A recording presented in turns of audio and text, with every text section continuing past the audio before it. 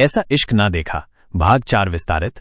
यूं ही अचानक अर्जुन ने गर्दन बाहर निकालकर सामने वाले कंपार्टमेंट की तरफ देखा तो उसी वक्त उस लड़की ने भी झांका। ज्यादा फासला नहीं था, दोनों एक दूसरे को अच्छी तरह से देख सकते थे।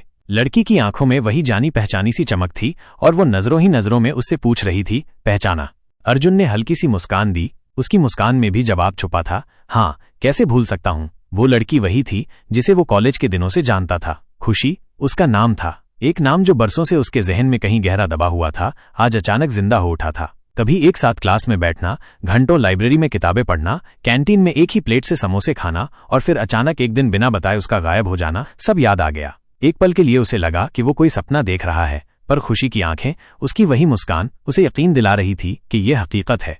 ट्रेन की आवाजें तेज थीं, पटरियों का शोर लगातार गूंज रहा था, लेकिन उन दोनों के बीच एक अजीब सी खामोशी थी। एक ऐसी खामोशी जो सैकड़ों अनकहे सवालों और जवाबों से भरी थी। खुशी की आंखों में नमी थी, जैसे बरसों की प्यास मिट रही हो, लेकिन होठों पर वही पुरानी शरारती मुस्कान। अर्जुन के दिल में हजारों सवाल थे। कहाँ चली गई थी? क्यों चली गई थी? क्या वो कभी वापस नहीं आना चाहती थी? पर जुबान खामोश थी, जैसे कुछ कहने से पहले दिल सारे सवालों को समेट लेना चाहता हो। कुछ पल बाद खुशी ने अपने गुलाबी होठों को हिलाते हुए इशारे से कहा, अगले स्टेशन पर उतरोगे? अर्जुन ने अपना सिर ऊपर नीचे हिलाया। हाँ, उसकी आवाज सूखे हुए कुएं में गूंजती आवाज जैसी लगी। खुशी भी मुस्कराई, उसकी आंखों की चमक और बढ़ गई। मैं भी।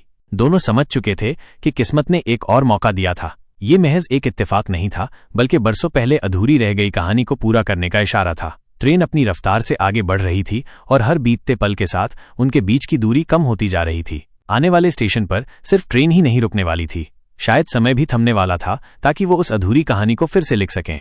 क्या आप चाहते